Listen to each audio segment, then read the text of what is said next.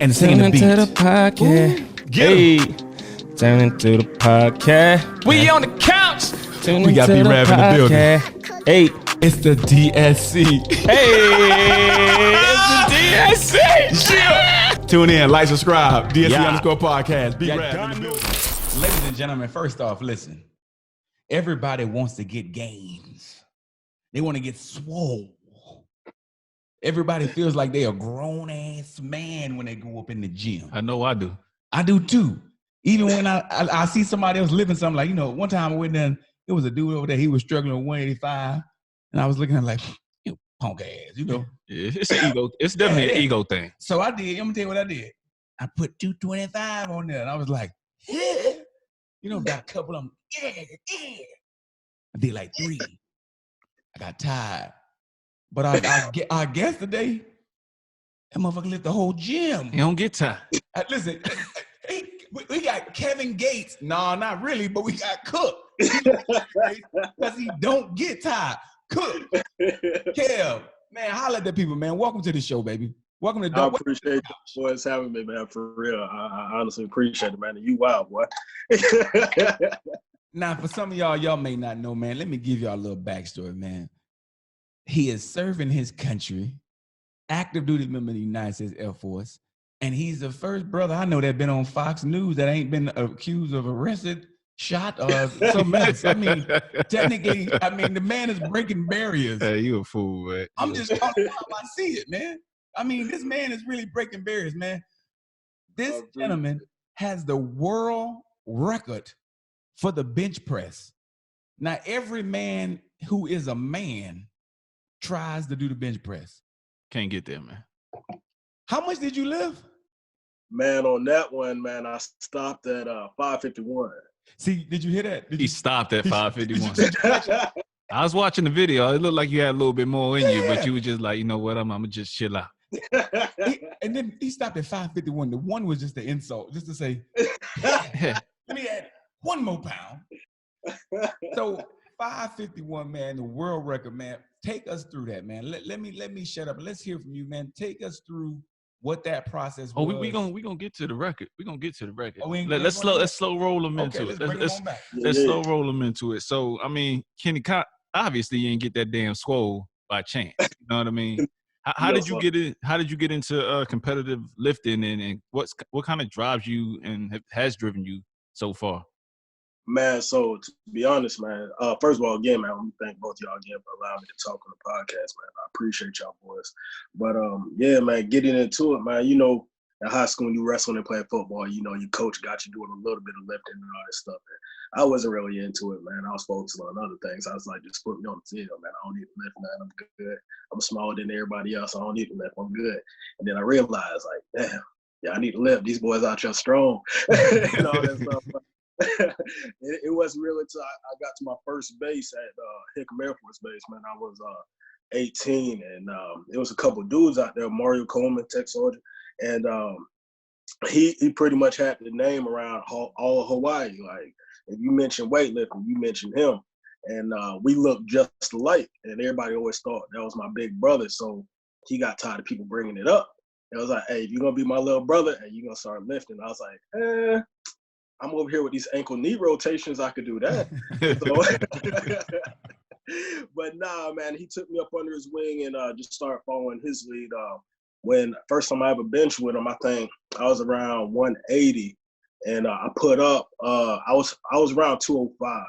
I put up around 205 on the bench, and it just kept building from there, man. I think a lot of people and a lot of young kids get messed up in the weightlifting. They wind up getting injured because they want to rush. They see what everybody else doing, so they want to compete with that person. But what do they know, man? The key to growth, key to muscle growth, and the key to success is, resting and, going at your own pace. So when he taught me that, I was grateful because I didn't have to learn it on my own and get injured and find out for my own. So 10 years later, 10, 12 years later, I'm at where I'm at now.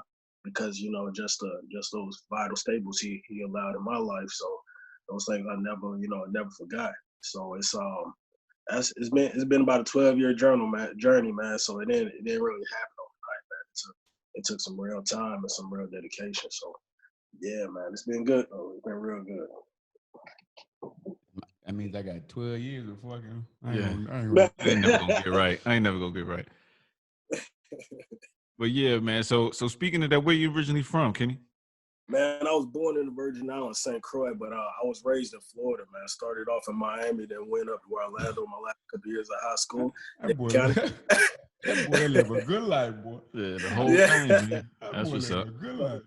But yeah, man, but I call Florida home, man. That's where I spent most of my years, so that's home for me.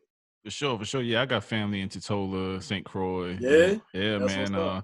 I only been like once, twice. Once as a kid and once as an adult. So no matter, I don't know. Your blood. Yeah, it's in there. I don't get to claim it too often. You know what I mean? Because he be talking about New York half the time. Time I heard this. You just heard him. He said he claimed Miami. I claim New York. I mean, when you start with that LaCroix in your blood.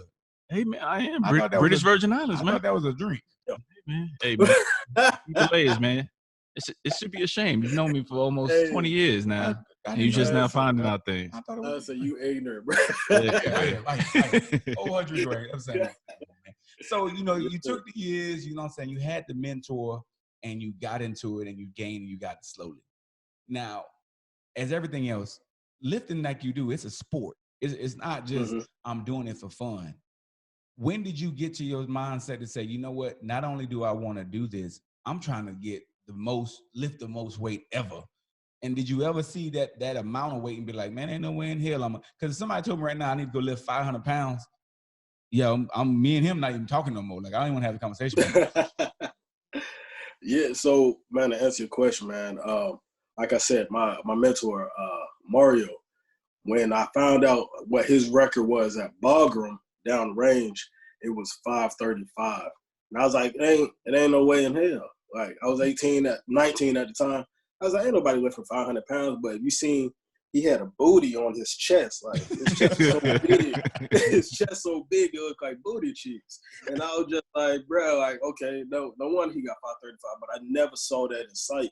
It wasn't until, man, I got to hear at Travis around the time you met me and around 2014 that I was bench pressing in the gym.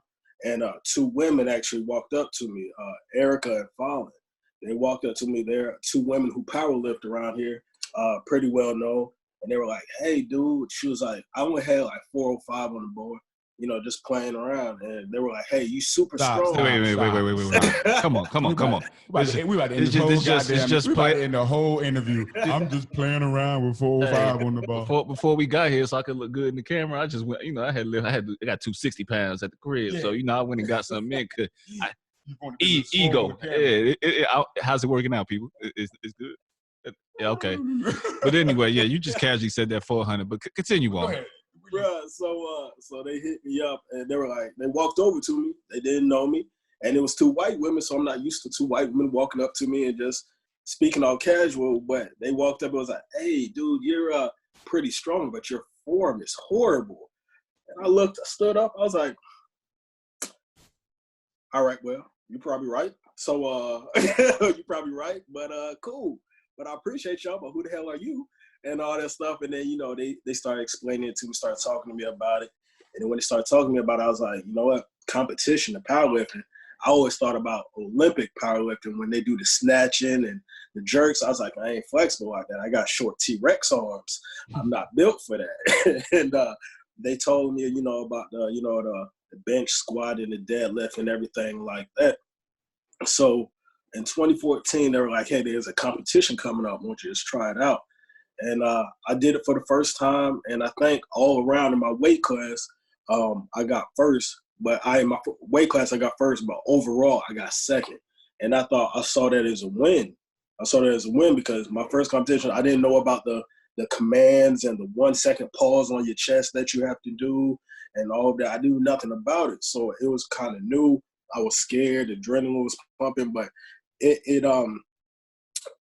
it set something off in my head. It let me know that, like, for me, I'm not even training. I'm not doing nothing. And I'm just playing around in the gym. And I was able to beat close to like 40 people.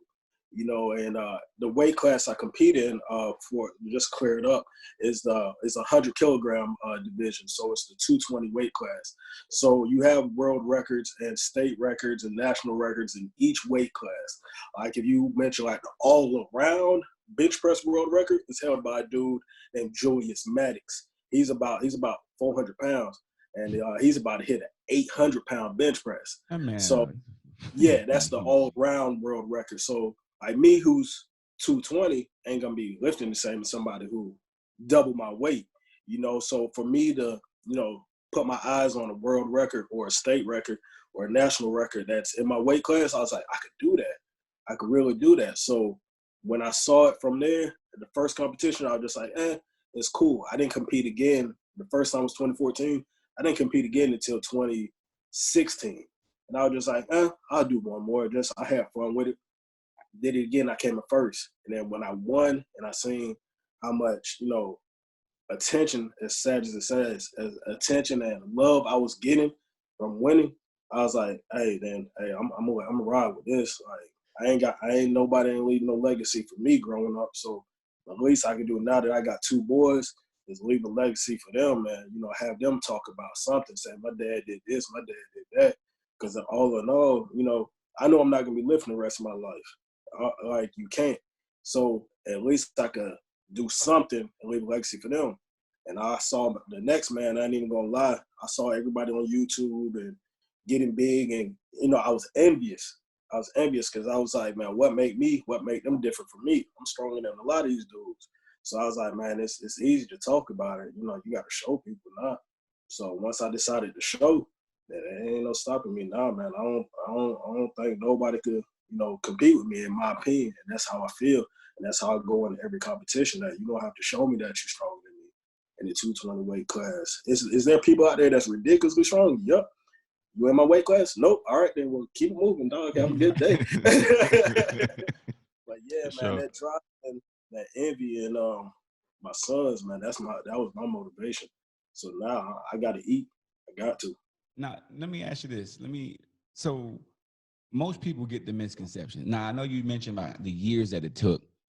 You get a lot of people in the Air Force and probably a lot of people in the regular world who just want to go to the gym, and they think that when you do this, you got to take all these magical supplements, and you got to take this protein and that protein. You got to take pre-workout and post-workout and in the middle of the workout. And hey, did you work out? But take this too for another workout. I mean, what did you take supplements to do the things that you did? Is it necessary to take supplements? And not saying that you endorse a supplement, but is there things that you would recommend for somebody or our listener who may say, you know what, I'm small like Cash, but I want to get big one day? I'm about to cuss you out, but go ahead, man. I'll remain professional. Go ahead, man. All right. I'm engaged. So, all right. So speaking on me, this is just my opinion. This is from me. I'm not speaking for nobody else. But when I first joined the military, especially when I went to Iraq, and I was 18, 19 years old, like I was obsessed with Flex magazines, bodybuilding magazines, and looking at all of these dudes, how they so big and jacked and transformed. So in all those magazines, all those dudes are promoting all these proteins, these supplements. And I was like, man, I'm going to take whatever he owned to look like that. I'm going to take that. So I took the proteins. I took the pre-workouts. Like every protein you can think of, if it was in the magazine, I took it. If it was a pre-workout, I took it. And then it was an over-counter testosterone like that you can get from GNC called P6. I took that. I was just like, man, cool. And then little did I know is that when it comes to like those over-the-counter stuffs and a lot of these supplements, man, like it's not meant for you. It's foreign to your body, so you don't need it. So like I mentioned, the P6 testosterone over-the-counter that you can get at any GNC, I took it for 30 days. And after those 30 days, I was so ignorant of the fact that like, all right, I'm taking testosterone. I didn't know that like my body was naturally producing testosterone. And when I add a new testosterone to it, my body stops producing it. So I was feeling lazy, sleepy for a good 2 weeks, 3 weeks after I took it. When I was on it, when I took it for that month, I pretty much was feeling, energetic. Did it help me get stronger? No, but I felt like I had more energy. It felt like I had more energy and I could recover faster. But when I got off it, like as soon as I got off it, like it was a horrible 2-3 weeks. So after that day, once I turned I was around 19. I never took another protein, never took another supplement since then. So you're looking at about 12 years. But I had to take these things to learn and figure myself out and be able to realize that I don't need it. Everything that we're doing, you got to understand when you got these proteins and these supplements, it's a supplement. It's not what you need. It's a supplement. It's not like your body. You can get these same proteins, amino acids, and everything else from food. So everything that you can Google that's on the supplement, you can get it from food. You have to eat, right?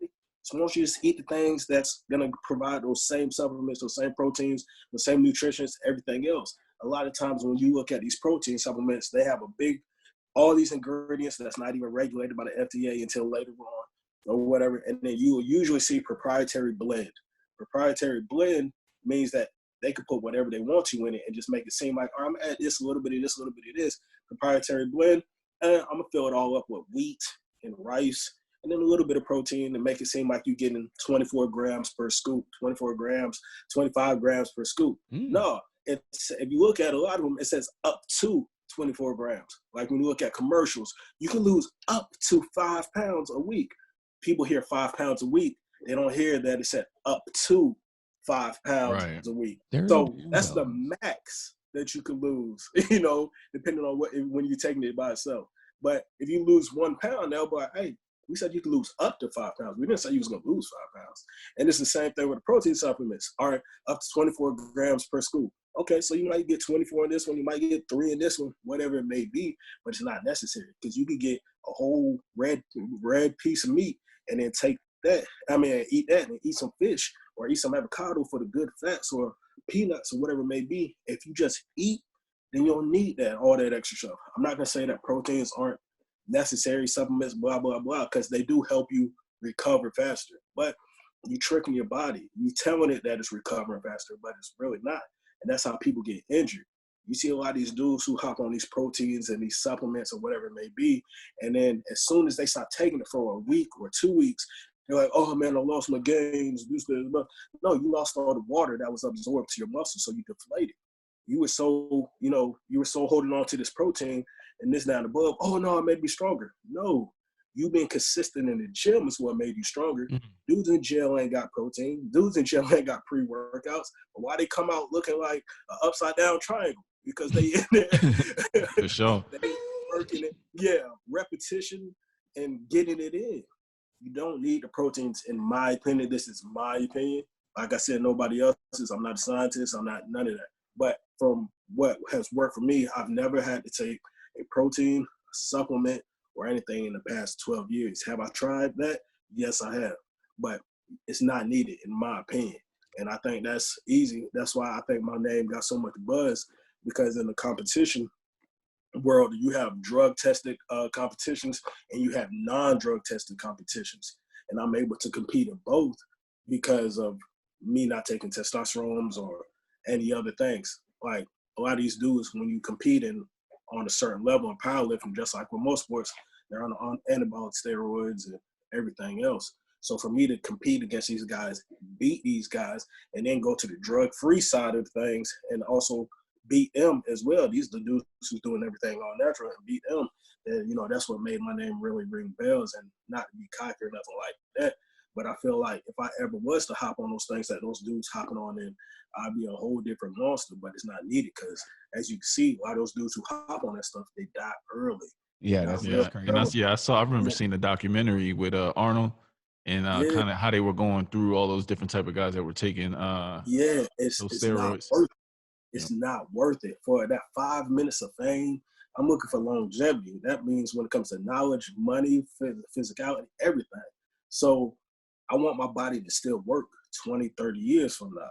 All these dudes who have on these steroids, it's short-lived. You look good on the beach right now, but what's going to happen when you stop taking it? You deflate. You have chemicals go to your brain, and you're angry and everything else. It's not worth it at all.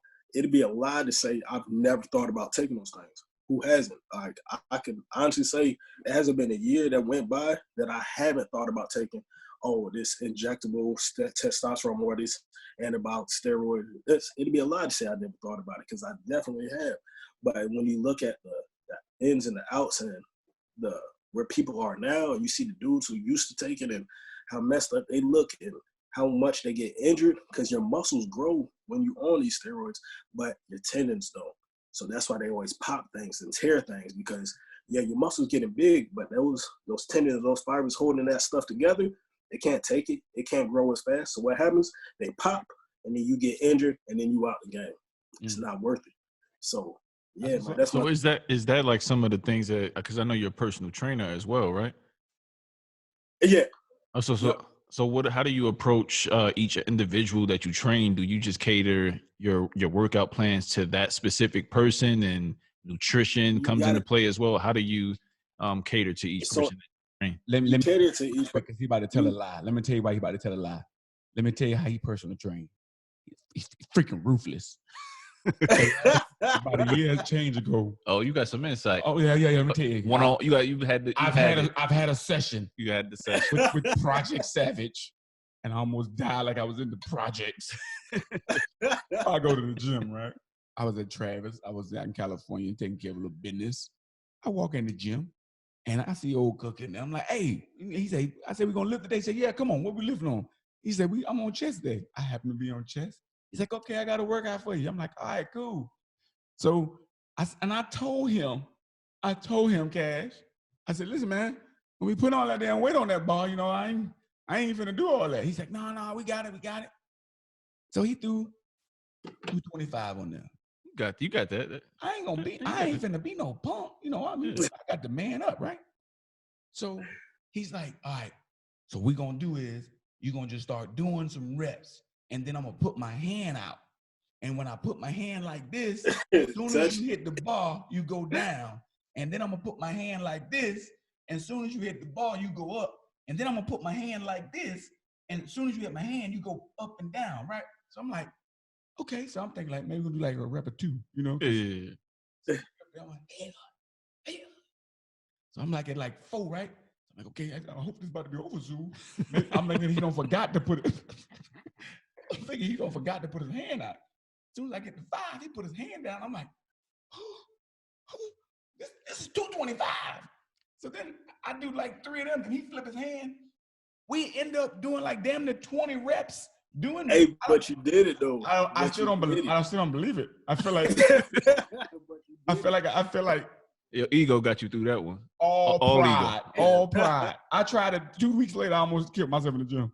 Then it was his turn, right? I'm like, I'm gonna get his ass. He was just like, it was like he was living. So his training sessions, I'm giving him a hard time. But what I would say, I do know personally, Hadrico certified, he will push you. But go ahead. I just had to put that out there. I appreciate it, bro. But, all right, on that story though, you did it though. You didn't have no warm up, you didn't train for it, but you did it though. Like that's my thing. I think that's the trainer's main goal is to push you.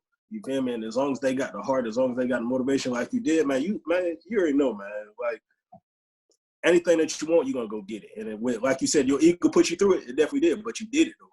You feel me? So when it comes to me training anybody, no matter if it's male, woman, young, old, man, I'm gonna ask you first, like, what's your goals? And then when I ask you what your goals, I'm gonna need you to take a picture or pull a picture out of a magazine or print something off, and you're gonna put it on the mirror, and you're gonna put it on the refrigerator. And that's what you're gonna look at every single day. When you think about eating something crazy, if you want to go, you gotta see it to believe it. You gotta want it. So don't waste my time, and I'm not gonna waste yours. So my big thing is this: if you're gonna want it, push. Don't tell me you can't do something because you don't know what you can do. You really don't until you push. Am I gonna try to kill you? I might on the first day, but but that's just me just trying to set that platform, set the standard. And then after that, we're gonna adjust. We're gonna go from there, and then we're gonna see whatever your goals is. And I'm just gonna cater to you, but at the same time, I'm gonna need you to cater to my ego. So my goal, how I get my satisfaction is seeing you hit a new PR that you never hit, seeing you run faster on the mountain half that you never did, or something like that. I just want to help you since you came to me, because I take that to heart. The fact that we got millions of trainers out here. And you ask me to, help you reach your goal. And then when that person reaches their goal, like, that's the most satisfaction that like you can ever get. Like I don't need the money. Money gonna come and go. All right. But at the same time, man, I'm grateful to help somebody else because it's just gonna hopefully pay it off and somebody else can help you out. I mean, you're gonna help somebody else out. Everything that I learned in these 12, 13 years of my military career is people taking the time to teach me. Everything that I thought I knew, like I realized I had a coach named Coach Eric last year. I've known him for years, but I've never asked anybody for help. But when they had that competition last year, the Olympia for the world record, I was like, maybe I should get some side knowledge from somebody else because you don't know what you don't know. And when he started talking to me and I started working out with him, he catered me and he dialed in certain things and everything that I thought I knew about bench pressing and the science behind it, I realized I didn't know nothing. Like, so I felt like I failed the people I trained before I met him because I could have helped him out so much more if I would have had the knowledge that he taught me. But now I can just pass it on. Now that I'm gaining that knowledge, and I could pass it on. Everybody want to be this. Everybody want to be a boss. Everybody want to be a coach. But if you don't have the knowledge, then you can't do that. You feel me? You can't do it. You can't put yourself in that position. And you can't get mad at the next man for gaining that knowledge and he in that position. Like you got to learn how to follow first, you know. And but because our ego, a lot of us, we want to be kings. We want to be chiefs. That's not above. You don't have the tools to be that. So just stay in your lane until you do that. And I realized I thought I was at the top of my game because I won a couple competitions. No, my coach put me in my place. He didn't say like, "Hey, no, you're doing this wrong." Nah, it's just by him teaching me and him showing me small techniques. And it's not above. I was like, dang, I let my dudes down. But let's switch gears for a second, man. We heavy into music here on DSC Podcast, man. So on that last set, right? You know what I mean? When you feel like quitting, you probably got about a good, maybe 10 minutes left, 15 minutes to get through that last set. What few songs, what are your go-tos to push through? Man, I got a few that it's guaranteed gonna get me through. I got, Lil Jon, Rep Your City, Hey, I like it. We're taking it back. Hey, I'm Lil Jon, Rep Your City, man, for real. And man, if that don't get you crunk, I don't know what it is. I got Crime on Nuck If You Buck, that's gonna get me over there. I got dang near every Pastor Choice song, I'm putting in vice versa if I need to get in that mental state or anything. And then of course I gotta throw on the trick, take it to the house and everything else, everything. Hey man, the best damn guest we don't have on here. Best guest. This guy, I understand the musical prowess. Hey, I feel you. I want nothing lyrical. I want nothing lyrical. I just want something that's gonna get me through. Nothing lyrical could get me through. Wait a minute. I thought he named maybe not Lil Jon, but Pastor Troy kind of went in. Oh no, yeah, vice versa. No, that's one of them cold classics. Trick is slept on, but we're not gonna go there. Hey man, I found that real early once I got stationed in the South. How Pastor Troy and Trick and how some of them cats are to y'all. For sure. You gotta throw that on, man. But when I hear that, who am I? I'm Bo Hagan, B.O.Me, represent. He ready right now. Look at him. Right now. You see dancing by the bench. Yeah. Okay. Because he don't put all the damn plates on. That's like. Yeah, you got to. Whatever works. Hey, I'm gonna tell you something. When you need to try, man. I just got on this. It's like the best bench press song in the world. OT Genius, Push It. I'm telling you. He is the best song to bench press to because he just saying push it and just get out. OT Genius. He ain't got no good sense. Genius or Genesis? Yeah. Genius. Okay. I think he's a genius for putting the song together. So OT Genius. Push it. I'm telling you, it is the best like lift and bench press song you're gonna get to, especially when you get to that. Push it. I mean, yeah, because you ain't got no choice but to push it. So now I see you turn this thing Project Savage. Let's talk about that real quick.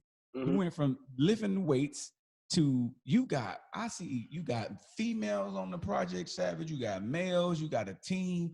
If I'm not mistaken, it looks like you got your own gym now. Like, what is this Project Savage movement? Take us through Project Savage, because now as we get away from the weight side, we know you don't dominate that. But as a young African-American male, family man, wife, 2 kids, doing your thing, active duty Air Force, but you didn't just stop there. You didn't just say, I'm going to be an athlete. You trying to be LeBron James of lifting, the Michael Jordan, back on my bullshit, of lifting. And you've taken this and turned it into a business, a gym with the training. What's the vision? And basically, what is Project Savage? Man, so about 2 years ago when I was deployed, I had a conversation with a couple of other positive brothers that had the same mindset as me, that positive mindset, man, that we got to build, generational wealth. That's the key word, generational wealth. Because a lot of us, who came into the military, we came from similar backgrounds and similar upbringings. So we all saw, the good, but we mostly saw the negativity, with all this not being there, this, that, and above. And like, I never knew nothing about stocks. I never knew nothing about organic foods or nothing like that growing up. So we figured, man, how can we start something, that would make people want to follow us and we could teach the masses?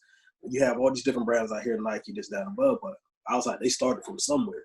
So, we came together, my boy Mario, my mentor, the one who taught me bench pressing, my boy Irv, he's still here at Travis with me. My boy Rod, I think he's over there in Japan right now. But we all sat down and we came together with this, with this thought, like how could we, leave our name, on this exercise thing, on this fitness thing. And they were like, hey, let's start a brand. We was like, cool, let's go. Let's, the hardest step is the first step. Let's do it. So we created a name, Project Savage. We felt like it was something that, hey, it's something that people could get into. It sound good. It look good. It was like, all right, cool. Let's go from there. What's going to be, our, what are we going to represent? What are we going to do? We're like, hey, like how we all felt is you see people in the gym all the time, muscle bound, steroided out, this, that, and above. And people never really want to talk to them. They could be the nicest person in the world, but we felt like if we created a fitness group that could bridge that gap. So a pregnant mom who just had a baby and all that stuff, who's feeling depressed or whatever, if she can join a community that's going to help promote her to get her to a next level, so she could talk to another fitness trainer or another woman who's a bikini modeling or whatever, because she's not going to walk up to her in the gym most likely because people are intimidated. But if I know this person and I know you, why can't I let y'all network so y'all could come together and then y'all could both accomplish y'all goals? We wanted to build a community where everybody felt accepted. You see on the page, it says we just normal people chasing our dreams. Hey, Kenny, but before we let you go, man, could you plug a few of your hold on, wait, one more. You got one more question? I know you like football. Who happens to be your favorite football team in the NFL? Buccaneers, man. Oh, what? What a coincidence. Where's the players when we need them? Now, the Buccaneers have been quite active. We've got this quarterback. I don't think you've heard of him. I think his name, I think his initials are Tampa Bay. It's like he got somebody said when he comes around, you hear this some goat sound. Damn, it's like Slim Shady. No, I'm gonna let y'all have this. I'm gonna let y'all have this whole. You don't know who we're talking about? This bromance right here. That's occurring. You don't know. Tom? Yeah, man. No idea. No, Tom. That's his name. Tom Brady. Yeah. No, and he brought a super friend too. What's it? Brokeback. Batman. Brokeback Mountain. Gronkowski? Yeah, Gronkowski. Yeah, that's Yeah. Like Tampa Bay. Oh, okay. I was just checking, because we always ask don't we always ask like what? Yeah, what you a fan of? Yeah, we're keeping it consistent, Hey man, we ain't say all things was good with him. Just Project Savage. That's about it. Best gift. He listens to great music. I relate. He likes great football teams. He ain't even seen the donkey driving. It just makes horrible football decisions. That's all. Don't worry, Kev. We'll mute you up later, man. We'll have you bench pressing your last or something. Yeah. So go ahead, man. Like you said, go ahead with your head. No, we was gonna let you go out, man. But we want to let you go without plugging a few of your things and where they can find Project Savage at, where they can find you on social media, your website and so forth. So go ahead, man. Plug what you need to plug. All right. So if you look for the team, man, which I would promote before me any day, look for Team Project Savage on Instagram at _Project Savage. Again, it's _Project Savage, and show all those athletes love, man, because they supporting me and they're not getting nothing back. You feel me? Other than love and shout outs, and I appreciate them. So _Project Savage is how you gonna find the team. If you look for me for online coaching, online bench press coaching, that's my specialty, bench pressing coaching. Don't ask me about no swimming and underwater polo and none of that. But he played water polo. He played badminton. He's a badminton player in high school. Ping For pong, real. ping pong legend. Oh, ping pong. Legend. I was a legend in the NYC streets. Man. And Marcy from LaCroix Water. St. Croix. St. Croix, man. But yeah, man, it's if you look for me for the online coach for the bench press, it's gonna be Savage Bench Press on Instagram, Savage Bench Press, and follow my road, man. We got the Olympia coming up December of this year, and I'm on track to hit a 600-pound bench and break the world record again in my weight class.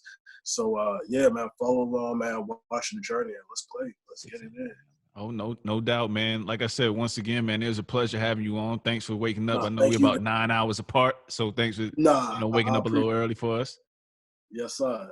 I appreciate y'all, man. Y'all stay blessed, man. I'm gonna make sure I shout y'all out on the page too. Hey, do your thing, man. We'll definitely chop this up, man. Exec P, he's a wizard with this stuff, man. He'll make it all up, just send the videos, man. Hey, tell Ms. Cook I said hello. Tell her it's been a minute. Guarantee. Tell her I said what's good. I know she's probably hanging out with Sherman or something. Tell her I said, hey, both of them I said hi because I know where there's Frank, there's Frank. Either that or one of her boyfriends. She got like 12. So. I feel you. Yeah. I feel you. I didn't take care of the house and the kids. So. Yeah. At least the first step is admitting there's a problem. Yeah.